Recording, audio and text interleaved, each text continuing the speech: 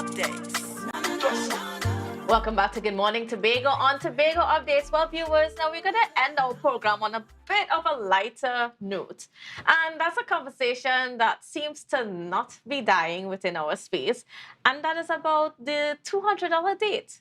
Do you think it is good to be, spending $200 on a first date? So to give us some perspective, especially from a male point of view, we have Mr. Micheal Stewart, who is a motivational speaker within our space. He's a certified leadership coach, as well as a trainer with the John Maxwell leadership program. So, Mr. Stewart, I'm going to get it kicked off. Is a $200 date good enough for a first date? On whose part, the male or the female? Well, let's go with the male. The male.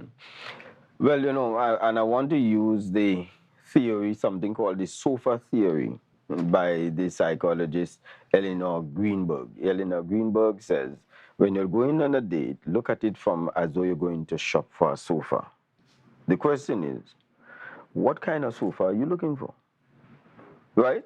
And that will determine how much money you're going to estimate that you need to pay for the sofa. If therefore you're looking for something with just a two-set and nothing really extravagant, well then you go according to that. If you're looking for something that is more elaborate, then of course you're going to expect to go higher. So the question that you ask many of the men is, what is it you are looking for in this date? If therefore the date is one who wants, like one lady said, it must be $800 and up, then you have to ask yourself, is that what I'm looking for? Is that the kind of date that I would want? But somebody else would want that type of woman. But do you want that type of woman? Can you afford it? And as she said with the sofa theory, can your house accommodate that size of sofa? What your resources are, what your needs are, is this the sofa you want, right? So when you look at that, you ask yourself, given my income, the kind of woman that wants an $800 date, because a date is that you're looking to see whether this is going to be something that will last. And a first date, because we're not talking about a celebration or anything like that. We're talking about you and me getting to know each other to decide, hey, whether or not we want to get into a relationship. That's right. So therefore, that means how many other dates could you go on if you are spending $800? Mm-hmm. From a woman's standpoint, she has to ask herself this: am I going to measure the man by how much money he can spend on me? Because if you measure it by how much money he can spend on you, the man who can spend a large money on you, many times thinks he's going to purchase you. So do you want to be purchased for that? You know Miles Monroe, you've heard of Miles Monroe, right? Miles Monroe said he was living in a one-room apartment. That's how he grew up. He grew up poor and so on. His wife was better off. Their family was better off than his. But she stayed with him even though he had nothing. Well, as you know, he died a millionaire. He owned his own jet and everything. They both died in a plane crash. In a plane crash, yes. That's right. But he said this: had she left the pauper Miles, she would have also walked out to the millionaire Miles. But because she did not estimate it by money, she was able to gain his potential that he had because she saw potential in him. So women have to ask themselves, am I looking for the potential in the man, or am I looking for the money in the man? If therefore his money, when that money runs out, so does the relationship. If you're looking for his potential, he will always have potential. He will always have that he can afford to achieve. And so that is what it boils down to. As to whether $200 is enough or not, I cannot say. It depends on what each person looking for in this marketplace of love and relationship. And that's certainly something that, people need to personally define, because a lot of times people look at just the money that is spent and not necessarily everything else that goes along with it, the good and the bad. Yeah. And when you're young, a lot of people will tell you, formulate a list of the things that you want in a prospective mate, right? And but they don't always tell you that you may get those things, but there are flaws that come with the person as well. And then how do you treat with those things? Every relationship you go into will have its flaws. You're never going to get a perfect relationship. So you have to ask yourself. This morning I'm listening to a lady on TikTok. She said why she would divorce her husband. She said, I divorced my husband because I started making more money than he did. Yes? So much more than he did. And then she got her degrees, and so she felt he was really brighter than he is, and she was really down, or less living downwards by being with him. She also got a senior position. So she took her senior life to home, just as how she managed at the job, she came home and managed. So she divorced him. But she said, she divorced him and she got into a relationship with guys who was equal to her in her money and her status and so on. But her body count of these guys went up high, the number of guys who came and left. And every time she finished with a physical sexual encounter with them and they get up and they walked out, she felt the loneliness all came back. She still had the job, still had the money, still had all of that. But the loneliness, she said, she felt. And when she looked back at her husband, he remarried somebody who did not have all that she has. And she watched how his life built. She said she made a mistake. She should have never left her husband. She's on TikTok saying that. And I'm saying that is quite instructive for a number of people who making money the measuring tool as to how good, how successful, and how happy somebody is going to be. Yes, because it can be a very flawed argument. When, I mean, there's been so much focus. And I also want to ask you, why has there been so much focus on this money aspect of a first date within our society? Even so much as though, we had a mid-year budget review happen on, or at a Wednesday or Thursday. And like there was no word on social media about that. It's like everybody else forgot that that was happening, that the government is asking for $3.8 billion more to our budget and that sort of thing. But that wasn't the conversation. But the conversation was about this $200 date. Why was there so much focus on that, sir?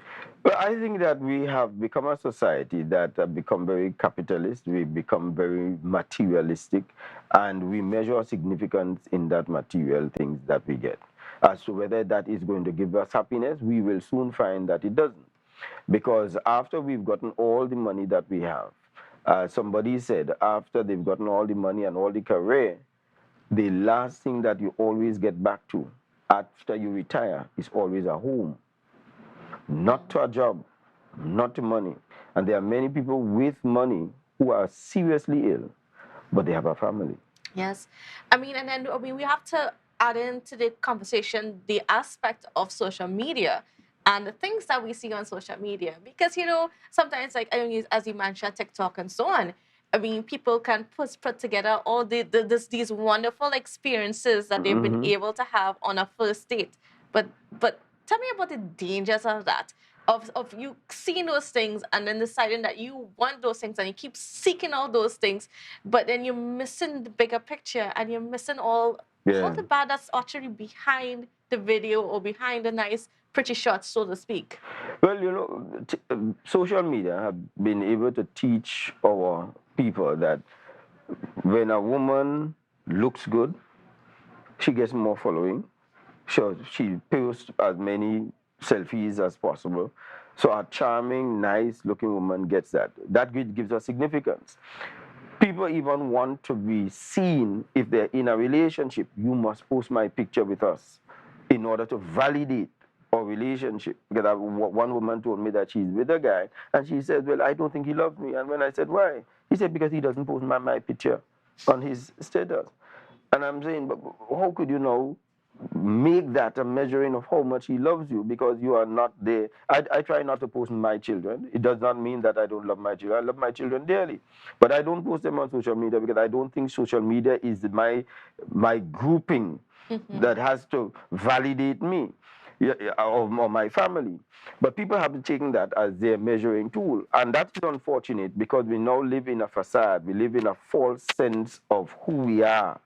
And when people don't like, it has been, the research show that when people don't like and follow you, depression follows the person who keeps posting those things. And sometimes they disconnect with people who realize that they watched it but never press like.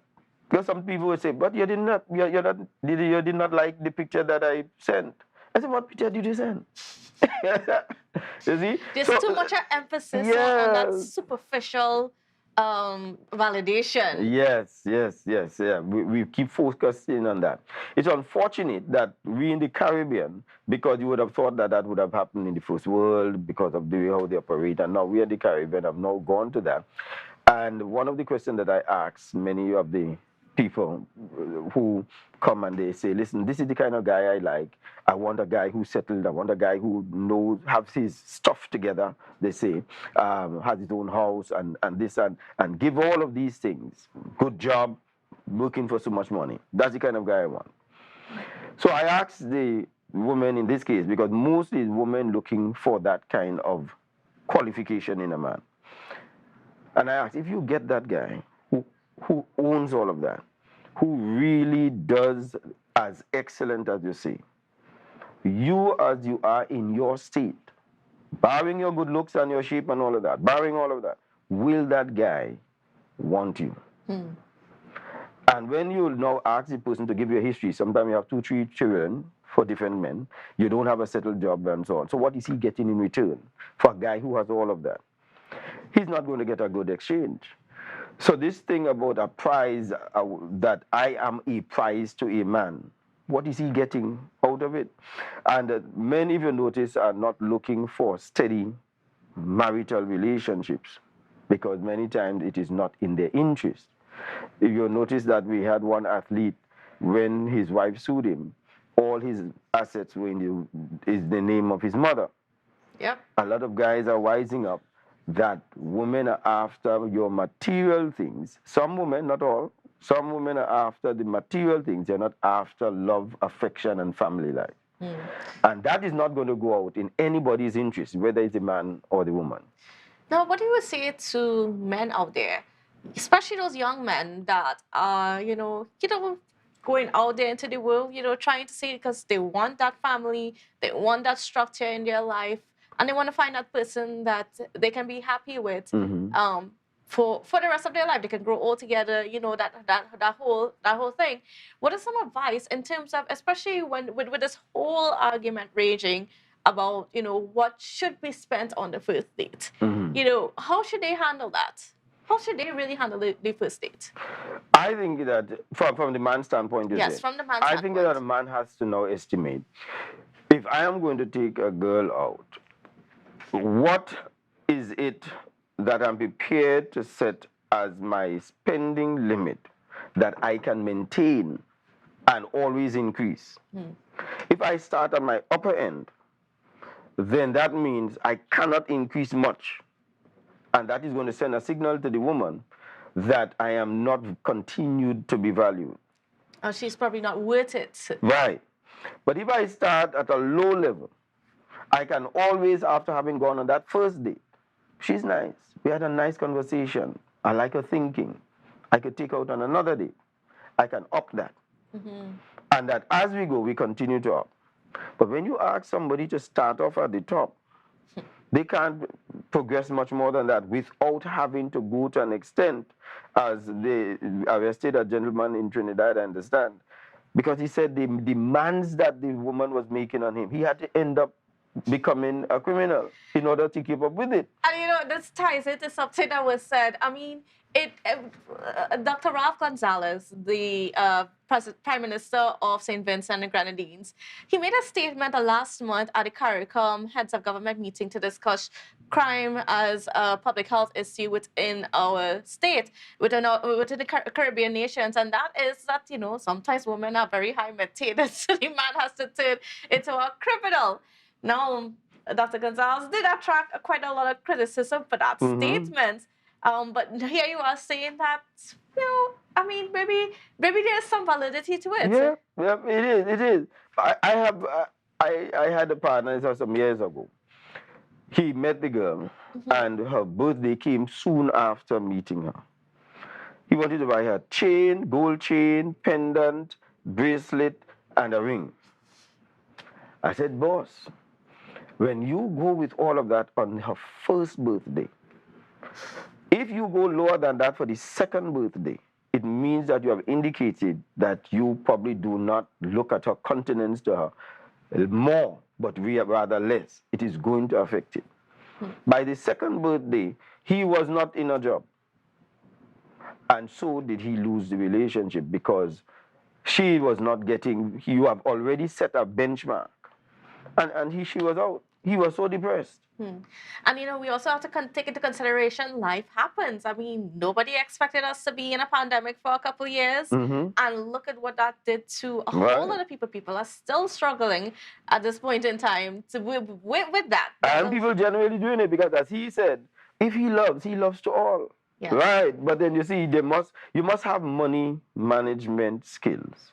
You can't go inside of there and just figure that you're going to splash money on a woman in order to be able to attract her. Anytime you do that, you are going to attract a different type of fish that you may not be able to cook. Therefore, know the type of place, using the sofa theory, what type of woman hangs out where, what is the kind of way that she's going to operate in her life, and what are the benefits you are going to get in that relationship. Yes, she's going to get fine dining and so on. And what are you going to get from her if you are putting out all of this? Now, somebody said in today's situation, a man tries to get as much as money as possible so that his wife and family could depend on him. And they said that a woman tries to get as much as money as possible so that she could be independent of the man. So we're really working against each other. Yes. As long as we put in money as the benchmark for it. What we have to start looking for, and my strong suggestion is, let us start looking at the value the person brings as a person into my life and what I can bring into your life. So I up my skills, I up my ability to support you in your dreams and so on, so that when we are together, both of us gain from having each other.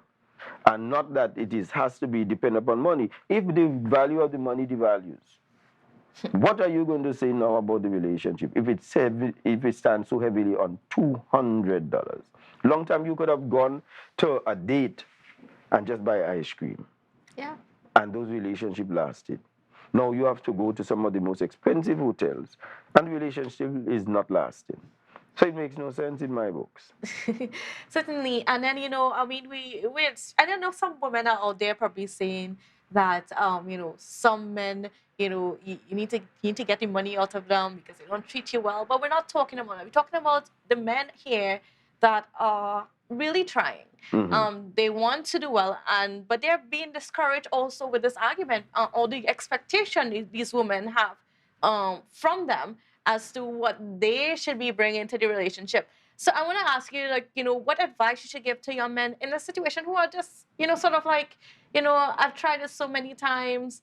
It seems as though all women want a money, but I mean, is there something that need to be paying attention to as to who are the women that they look to take out? If I were a single man looking to go out and a woman tells me that is what her standard is, I am going to be so happy because I now know who not to fight up with. Or because you have so many options and you're not sure, will this work, and so on. But you have to dig it out to find out whether it will work. But if a woman tells me up front, this is what she needs, I know for sure if I am going to be an ambitious young man, a man who wants to be able to do things with money and build house and so on, and I have to spend $800 on a dinner, if I understand how money works, I know for sure this woman is not it. But another woman, another gentleman would want this woman, and that's okay. But not me. You understand? And that man who walks into that, here's what the sofa theory says. There are some people who want a sofa only because of the image. I have a nice house and I want a sofa to be able to fit the nice house. So therefore he will go, but he doesn't really need a sofa. But this is, he wants an expensive sofa because of the image of his status and so on. And there are some men who really want a woman to be able to fit that status. But whatever it is you desire and you look for, you will get. That relationship, they could work with that. But my advice to young men, if you really want to settle with somebody who values the direction you're going, who understands your dream in life, and who's prepared to support you. And you find out what hers is and be prepared to support her. with or without money, you all can make it. Certainly. And there's more to life than good looks or a strong social media following. That's right. So don't always be fooled by those things. I want to thank you so much, Mr. Stewart. It was a very interesting conversation that we had Thank you here very this much morning. for having me. And yeah, and like I know Luke was saying last week, we need to move on from this conversation. But like I said, it seems to be one that our country is obsessed with. But hey, it's probably a good thing, you know. I mean, it's all about how we build relationships, families, how we raise our children, and go. It's the value systems. Yes, that we have. it's a whole circle. So, all right, thank you again, Mr. Stewart, and viewers. Pleasure. It's been a pleasure, as usual, every morning to come to you. So have a safe and wonderful day, and we will see you again tomorrow. It's a brand new morning, rise up to a brand new dawning. As the passion start to rise, the energy fill the skies. I say thanks for favor to wake up and hear me neighbor. 60,000 people strong.